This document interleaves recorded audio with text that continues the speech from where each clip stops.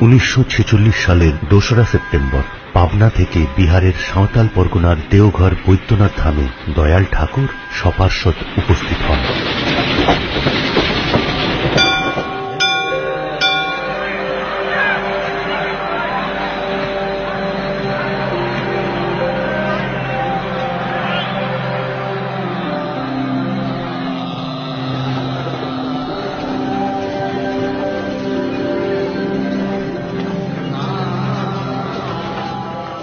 স্থানীয় বড়াল বাংলোতে শুরু হয় তাঁর জীবনের আরেক অধ্যায়, বর্তমানে মেমোরিয়া নামে যা সমধিক পরিচিত।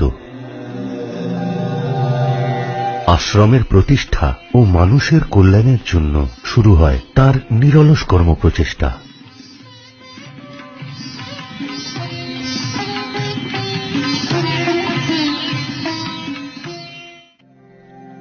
ঘটতে থাকে সমাজের বিভিন্ন স্তরের মানুষের আগমন।